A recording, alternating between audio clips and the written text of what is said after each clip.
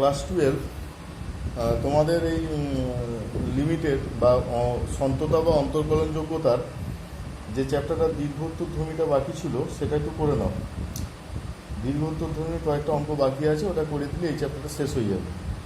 তার পাতা নম্বর হচ্ছে 254 দীর্ঘোত্তরধ্বনি। এখানে দেওয়া আছে প্রথম অঙ্ক, দেখো ওই যে দেওয়া আছে যে f(x = sin 3x/2x যখন x ≠ = 0, 2/3 যখন x = 0। f(x) অপেক্ষকটি x সমান 0 বিন্দুতে সন্তত কিনা পরীক্ষা করো। তো সন্তত পরীক্ষা করার জন্য কী কী দেখা হয়? লিমিটটা দেখতে হয়, x → 0-তে লিমিটটা দেখব, আর f(0) বের করব। যদি সমান হয় তাহলে বলবো যে অপেক্ষকটা সন্তত। একের অঙ্ক দীর্ঘোত্তরধ্বনি, তার লিমিট x → 0 sin 3x/2x এটি আছে। তাহলে এর লিমিট করতে হলে আমাদেরকে বাইরে থেকে একটা 3 গুণ করতে হবে, মানে 3-এর 2 বাইরে নিলাম, ইন্টু লিমিট x → 0 বা 3x → 0 করব, 3x → 0 আর 3x → 0 লিখব, আর এখানে লিখব sin 3x/3x। তাহলে কি সূত্র আকারটাই চলে যাবে। এবার এটাকে লিখতে হবে 3-এর 2 × 1 = কি 3-এর 2। আবার দেখো যেটা দেওয়া আছে f(0) = দেওয়া আছে 2-এর 3। তাহলে কি দেখতে পাচ্ছি, যেহেতু limit x → 0 sin 3x/2x not equal to f(0), অতএব x = 0 বিন্দুতে প্রদত্ত অপেক্ষকটি সন্তত নয়। এটা লিখতে পারি, প্রদত্ত অপেক্ষকটি সন্তত নয়।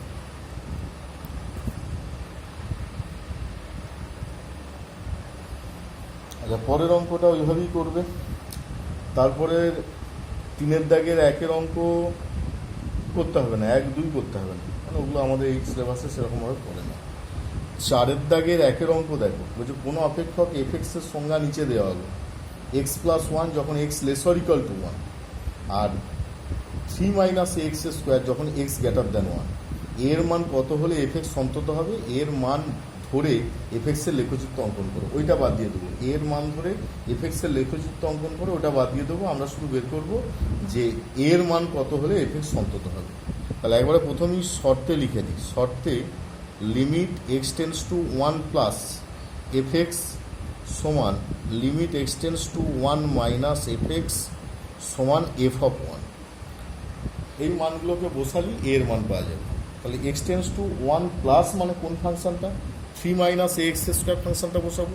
তাহলে লিমিট x → 1 প্লাস, তাতে ফাংশনটা বসাচ্ছি 3 - ax² সমান লিমিট x → 1 মাইনাস f(x)-এ বসাবো প্রথম ফাংশনটা মানে x + 1, আর f(1)-এর জন্য নেবো প্রথম ফাংশনটা মানে 1 + 1, x-এর জায়গায় 1 বসিয়ে দেবো। পরের লাইনে মান বসাচ্ছি 3 - a × 1² 1 + 1 = 2। তাহলে 3 - a = 2। তাহলে a = কত? 3 - 2, a = 1। তাহলে a = 1 হলে, অতএব a = 1 হলে প্রদত্ত অপেক্ষকটি সন্তত হবে। ঠিক আছে, x = 1 এর জন্য। আচ্ছা, 2-এর দাগের অঙ্কটাও ওই একই অঙ্ক দেওয়া আছে, a ও b এর মান নির্ণয় করতে বলেছি। x = 3 বিন্দুতে সন্তত উল্লেখ করা আছে। x = 3 যদি হয় বিন্দুটা, তাহলে a ও b এর মধ্যে সম্বন্ধ নির্ণয় করো। a ও b এর মধ্যে সম্বন্ধ, তাহলে f(x) = ax + 1 যখন x < 3, f(x) = bx + 3 যখন x < 3। তাহলে এখানে মানগুলো বসাবো এবং f(3) বের করবো দ্বিতীয়টা। আচ্ছা, তার থেকে আমি বরং 5-এরটা করাই। 5-এরটাও সন্তত দেখাতে হবে, কে এর মান কত হলে।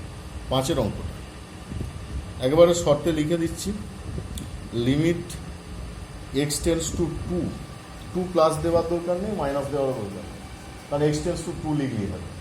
কারণ কি এখানে x ≠ = 2 এর জন্য বলা আছে, x ≠ = 2 এর জন্য উল্লেখ করা আছে। f(x) = হবে k, কারণ x = 2 এর জন্য কে বলা আছে। Limit x tends to two এফএক্সের জায়গায়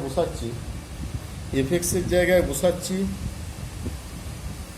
যে ফাংশনটা আমরা বসাচ্ছি সেটা হচ্ছে যে x cube plus x square minus 16x plus 20 by x minus 2 এর হোল স্কোয়ার, এই ফাংশনটা বসানো হচ্ছে সমান কে।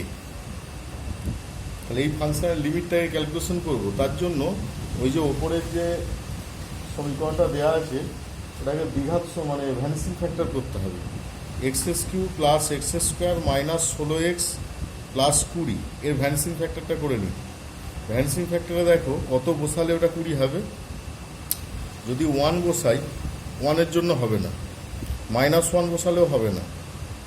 তাহলে এখানে 2 যদি বসাই 2-এর জন্য দেখো এক্স কিউতে পাবো 8 প্লাস 4 মাইনাস 16 দিয়ে 32 প্লাস 20, তাহলে 20 আর এখানে 8 আর 4 12 মানে 32, 32 মাইনাস 32 ইকুয়াল টু 0 পাচ্ছি।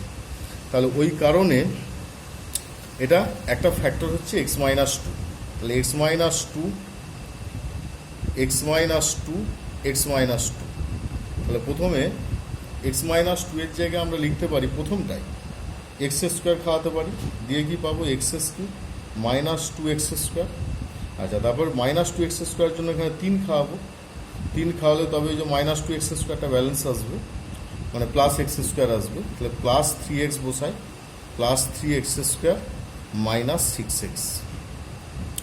আবার দেখো 6x যেহেতু আছে এখানে 10 খাওয়াবো, মাইনাস 10, তার মানে মাইনাস 10x প্লাস 20। তাহলে ফ্যাক্টর পাচ্ছি x minus 2 into x square plus 3x minus 10।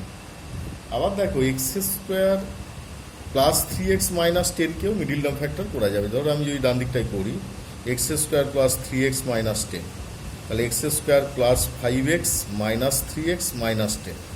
তাহলে এখানে এক্স স্কোয়ার যদি কমন নিই, এক্স যদি কমন নিই, minus 2x, sorry x square plus 5x minus 2x minus 10। তাহলে এখানে যদি এক্স কমন নিই এক্স প্লাস 5 পাচ্ছি, এখানে মাইনাস 2 কমন নিলে পাচ্ছি এক্স মাইনাস এক্স প্লাস 5। আবার যদি আমরা এক্স প্লাস 5কে কমন নিই করে থাকবে কি এক্স মাইনাস 2, তাহলে এটা পাবো x minus 2 into x plus 5। তাহলে এই ফ্যাক্টরটাকে যদি এখানে বসাই তাহলে কি হচ্ছে এক্স মাইনাস 2 এর whole square into x plus 5। তাহলে এই মানটাকে আমরা এবার এতে বসাবো, এই ফাংশনটা লিমিট যে ফাংশনটা আছে এতে বসাবো, লিমিটের ফাংশন।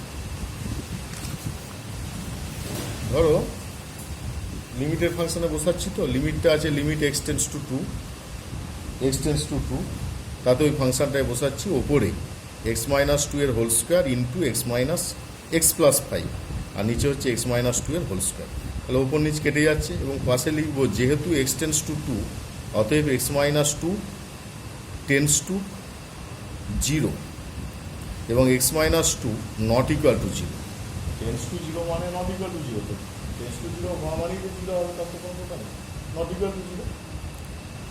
তাহলে এখানে এক্স প্লাস 5, তাহলে এখানে মান বসিয়ে দাও। এই মানটা যদি বসাই 2 প্লাস 5 ইকুয়াল টু পাবো 7, ধরো আমরা তো এটা ডান দিকে কে ধরে ধরে যাচ্ছিলাম, তাহলে এর ক্ষেত্রে এগুলোকে বা করতে হবে, দিয়ে এখানে ডান দিকে কে লিখতে হবে, এটাও বা হবে, এখানে ডান দিকে কে, এটাও বা লিখতে হবে, বাঁ দিকটা ডান দিকে হবে কে। তাহলে অতএব কে ইকুয়াল টু 7।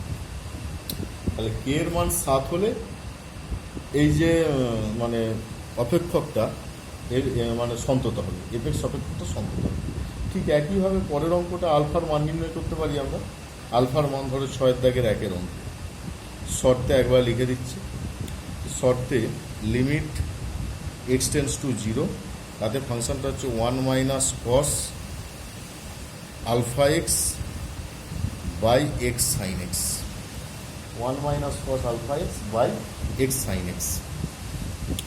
যখন এক্স নট ইকুয়াল টু 0 বলা আছে, ইকুয়াল টু কত হাফ, তাহলে বাঁ দিকটাকে ক্যালকুলেশন করতে হবে, বাঁ দিকটাকে ওই লিমিটের নিয়মে ক্যালকুলেশন করতে হবে। ধরো লিমিট এক্স টেন্স টু 0, ওপরে 1 মাইনাস কস আলফা এক্স মানে আমরা লিখতে পারি 2 sine square alpha x by 2, কারণ কি এই সূত্রটা গণিতক কোণে আছে।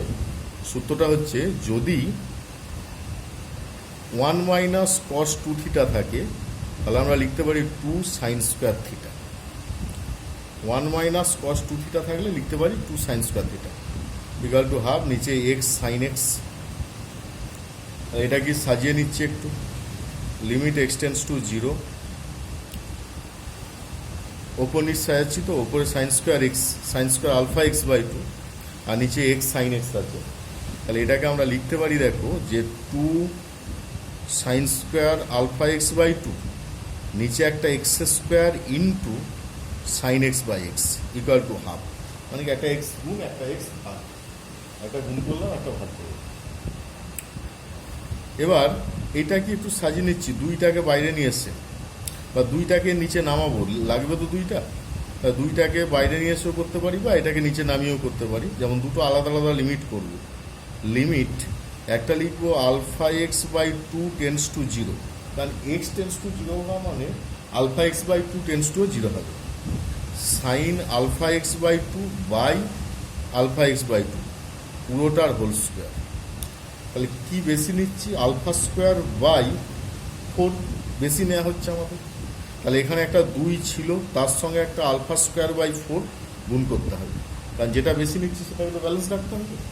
Into 1 by limit x tends to 0 sine x by x equal to কি হাফ, ইকুয়াল টু হাফ। ঠিক আছে, ইকুয়াল টু হাফ পেলাম। এখানে 2 2 কেটে আলফা স্কোয়ার বাই 2 হলো, ইন্টু 1 হোল স্কোয়ার হলো, ইন্টু 1 বাই 1 হলো, ইকুয়াল টু হাফ। তাহলে এখানে হাফ হাফ উভয় দিক থেকে কেটে যাচ্ছে, আলফা স্কোয়ার ইকুয়াল টু 1, আর আলফার মানটা পাবো, আলফা সমান হবে, তাহলে আলফা সমান পাচ্ছি প্লাস মাইনাস 1, আলফার মান পাচ্ছি প্লাস মাইনাস 1। তাহলে alpha equal to plus minus হলে 1 হলে এফএক্স অপেক্ষক সন্তত হবে। এটি হচ্ছে নিয়ম, এফএক্স অপেক্ষক সন্তত হবে।